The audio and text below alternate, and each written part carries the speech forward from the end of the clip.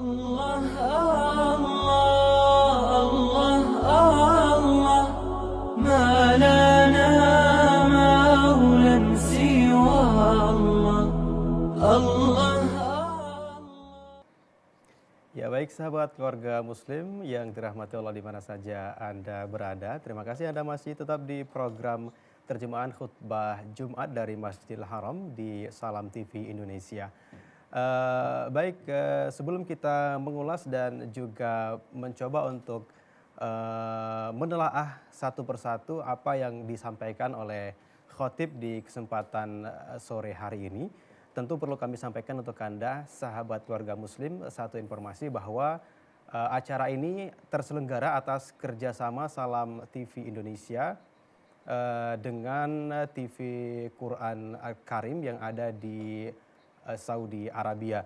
Kami ulangi bahwa program ini terselenggara atas kerjasama Salam TV Indonesia dengan TV Quran yang ada di Saudi Arabia. Baik, kembali kami undang sahabat keluarga muslim di kesempatan sore hari ini untuk bergabung nanti bersama kami di 06179444280.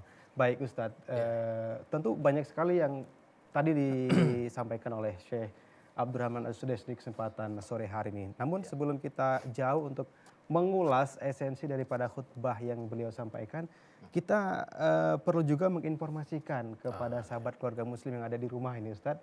Yang pertama tentu seputar profil dari khotib yang mengisi pada sore hari ini. Kemudian nanti juga bisa disampaikan juga Ustadz, siapa-siapa saja sih sebenarnya nama-nama khotib yang mengisi khutbah Jumat di Masjidil Haram. Iya Ustadz, tadi khatibnya adalah Dr. Syekh Abdurrahman bin Saud As-Sudais. Beliau ini mungkin orang yang sangat akrab dengan kita saat ya di Indonesia. Sudah masyhur gitu ya. Suaranya yang melengking, yang merdu. Nah, itulah beliau. Dan bahkan As-Sudais. beberapa kali pernah mengunjungi Indonesia. Iya betul sekali Ustadz. Pernah sering sekali ke Indonesia. Beliau ini sekarang jabatannya adalah ketua. Ketua pengayom dua masjid suci. Masjidil Haram dan juga Masjid Nabawi. Ketua ini, ketua lembaga pengayom kedua masjid suci ini setara dengan jabatan menteri. Nah, jabatan menteri di kerajaan Saudi Arabia. Artinya bahwa beliau ini adalah orang yang sangat penting. Bukan orang sembarangan. Maksud daripada penyetaraan beliau itu sebagai seorang menteri, bisa kita bayangkan saja, menteri hafal Quran, imam khotib di masjid yang sangat kita banggakan. Maksudnya adalah supaya kedua masjid suci ini, khususnya Masjidil Haram dan Masjid Nabawi, itu terpelihara kesuciannya, terpelihara kemakmurannya, kemudian para imam-imamnya, khotib-khotibnya terpilih dengan orang-orang yang benar, orang-orang yang besar, orang-orang yang memang punya kapasitas. Diakui bukan hanya hafal Quran tapi keilmuannya juga. Seperti tadi juga disampaikan oleh Syekh adalah manhaj Ahlussunnah wal Jamaah. Artinya mereka yang mengikut kepada manhaj salafun saleh, manhaj Rasulullah SAW dan juga para sahabat beliau yang mulia. Artinya memang bukan orang sembarangan, betul sekali ya, yang sekali bisa menempati posisi seperti bukan orang sembarangan. Posisi Syekh Sudais ini ya. Dan, kemudian satu Ustadz, mungkin orang bertanya ya kan, karena ini adalah masjid suci umat Islam seluruh dunia. Kenapa hanya orang Arab saja yang jadi imam di situ ya kan? Dulu pernah ada imam dari Thailand kalau saya tidak salah. Beliau pernah jadi imam di Masjidil Haram. Tapi apa namanya? Ya kalau dari segi keilmuan, hafalan Quran mungkin sama lah gitu saja. Karena ini kan itu akal yang diberikan Allah Subhanahu Wa Taala, mukjizat Rasulullah SAW. Tapi hanya beberapa tahun beliau bertahan di situ dan jarang sekali jadi imam sebenarnya, istilahnya hanya cadangan lah ya. Kemudian untuk khatib nampaknya belum pernah. Nah, alasannya adalah karena untuk menjaga marwah bangsa Arab, di mana Rasulullah SAW juga dari Arab. Bukan tidak toleran dengan kaum muslimin di dunia, tapi ini adalah otoritas kerajaan Saudi Arabia sehingga mereka membuat lembaga yang khusus untuk menjaga kesucian di dua masjid suci ini, dan orang-orangnya pun adalah harus dari mereka. Baik. Nah, bukan diskriminasi atau tidak. Iya.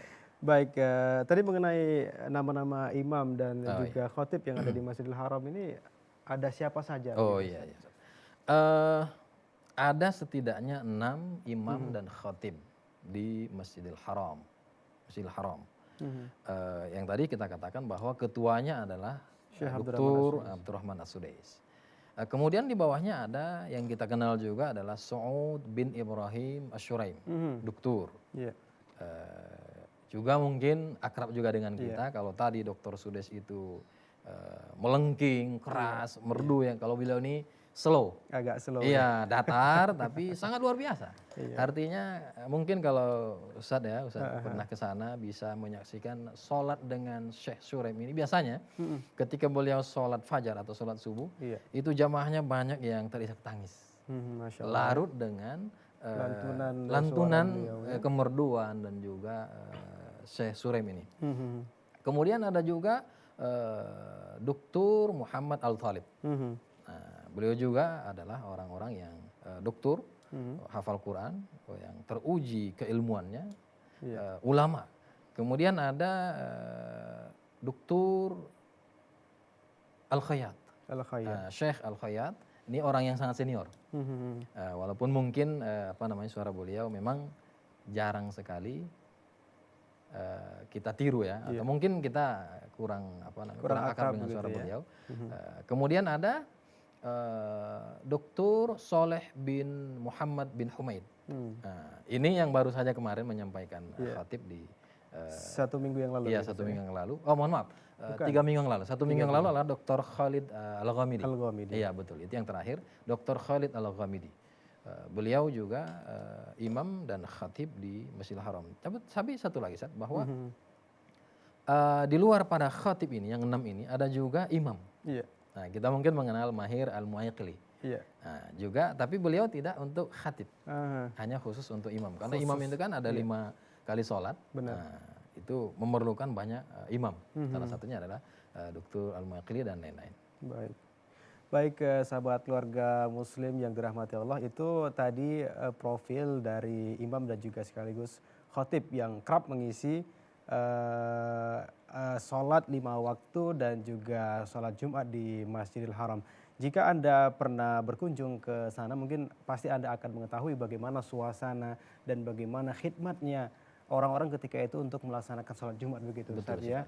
Apalagi kalau misalnya kita baru pertama kali ke sana. Oh, begitu, subhanallah. Ya. Maka akan sangat begitu terasa sekali bagaimana seluruh umat kaum muslimin dari berbagai penjuru dunia berkumpul menjadi satu di satu tempat yang sangat mulia begitu, Ustaz ya. Tempat yang sangat-sangat bersejarah tentunya. Tempat yang tentu semua kaum muslimin di seluruh dunia pasti tahu ketika orang menyebutkan Masjidil Haram, pasti semua tahu bahwa ada Ka'bah di sana, macam-macam, ada Hajar Aswad dan seterusnya. Multazam. Iya. Baik, sahabat keluarga muslim, kami undang Anda kembali, kami ingatkan nanti kita akan buka segmen untuk Anda ikut serta dalam mengomentari esensi daripada khutbah yang disampaikan oleh Syekh Abdurrahman As-Sudais di kesempatan sore hari ini melalui layar telepon di 061 7944 280. Namun kita akan ulas dulu, Ustaz, ada beberapa hal yang tadi disampaikan oleh Syekh Abdurrahman As-Sudais. Ini catatan saya, kalau mungkin saya salah mungkin nanti bisa dikoreksi, Ustaz ya. Iya, jadi di antara hal yang disampaikan oleh beliau tadi di khutbah yang pertama, tentu beliau mengingatkan kita terhadap ketakwaan kepada Allah Subhanahu wa taala, bahwa takwa itu adalah merupakan bekal yang sangat baik dan bekal yang harus ada pada diri seorang muslim begitu, Ustaz. Betul sekali, Ustaz. Nah, ini bagaimana kita merealisasikan takwa ini dalam diri kita, Ustaz? Iya. Beliau tadi menyampaikan bahwa takwa adalah bekal terbaik seorang hamba ketika dia akan kembali kepada Robnya, kepada Tuhannya. Dan juga Rasulullah SAW katakan bahwa ini adalah wasiat terbaik. Artinya ketika kita berjumpa dengan seseorang, meminta nasihat, meminta pesan ataupun semacam peringatan dari kita, maka sampaikanlah kepadanya peringatan takwa, wasiat takwa, nasihat takwa. Nah, apa sebenarnya takwa itu? Dan bagaimana kita merealisasikan? Takwa adalah secara sederhananya bagaimana seorang hamba itu dekat, senantiasa merapat kepada Allah Ta'ala dengan melaksanakan seluruh perintah Allah Subhanahu Wa Ta'ala dan juga menjauhi seluruh larangannya. Betul. Semuanya. Nah, itulah hanya cara itu seorang hamba dikatakan bertakwa. Makanya inilah wasiat terbaik bagi seorang hamba dan inilah bekal terbaik seorang hamba berjumpa dengan Tuhannya. Karena dia sudah sempurna semua perintah Allah. Bukankah kita sebagai seorang muslim ada hukum-hukum, ada beban-beban yang diberikan Allah Subhanahu Wa Ta'ala kepada kita. Nah, hukum dan beban itulah yang diejawantahkan dalam kalimat takwa. Iya. Nah, manakala kita melaksanakan perintah Allah Subhanahu Wa Ta'ala dan menjauhi semua larangannya, itulah kita bertakwa. Iya, selain dari pesan takwa tadi yang disampaikan oleh Syekh Abdurrahman As-Sudais di kesempatan sore hari ini, Ustaz, juga beliau menyampaikan bahwa Islam adalah merupakan agama yang betul-betul sempurna dan paripurna.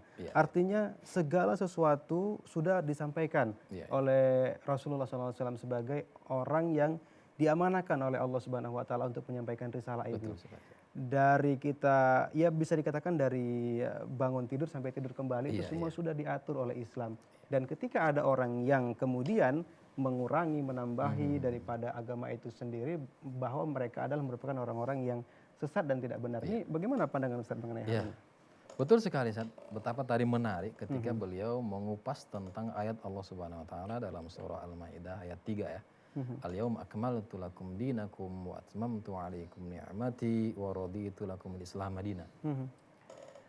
Di mana pada hari ini adalah hari di mana Rasulullah SAW melaksanakan haji ketika itu ya. Allah Ta'ala menyempurnakan urusan agama. Semua hukum, semua permasalahan agama sudah sempurna. Dan juga karunia, nikmat, anugerah juga sudah Allah lengkapkan untuk Rasulullah dan umatnya hingga akhir zaman. Dan yang menariknya adalah waraditu lakum Islam madina. Dan aku kata Allah ridho bahwa Islam adalah agamamu. Artinya agama yang lain selain Islam itu tidak diridhai Allah, adalah kebatilan, adalah tidak benar. Nah, maka yang disampaikan oleh Dr. As-Sudais tadi sangat menarik betapa beliau ini sebenarnya sangat jarang ketika khatib di Masjidil Haram ini menyinggung kondisi kaum muslimin di seluruh dunia dan juga menyinggung berbagai konspirasi yang ingin merontokkan Islam. Nah, disitulah beliau mengingatkan bahwa siapapun yang tidak sesuai dengan ajaran Islam yang benar seperti yang dibawa oleh Nabi Muhammad SAW dan para sahabatnya, itu adalah sesat. Betul. Bahkan beliau tadi juga menyinggung betapa ada golongan yang mengatakan mereka mengkultuskan Imam Ali saja, ahlu baitnya, tapi tidak jelas.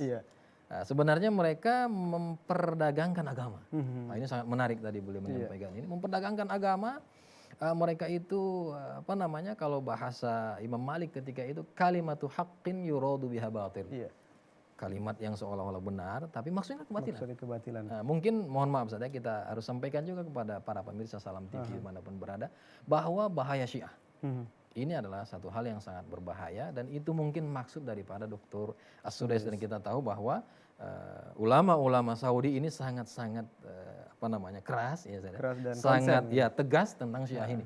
Karena memang mereka seolah-olah mengatakan itulah cinta ahlul bait, cinta Islam, padahal sebenarnya di luar itu. Contohnya mereka juga mengkerdilkan, menghina-hinakan ummahatul mukminin, mencaci maki para sahabat dan seterusnya. Baik Ustaz, kita tahan dulu perbincangan kita di kesempatan sore hari ini. Tentu sahabat keluarga muslim semakin menarik apa yang kita ulas di kesempatan sore hari ini seputar esensi dari khutbah yang disampaikan oleh Syekh Abdurrahman As-Sudais di kesempatan sore hari ini. Namun kita tahan dulu perbincangan kita akan kembali setelah menyaksikan beberapa jeda berikut ini.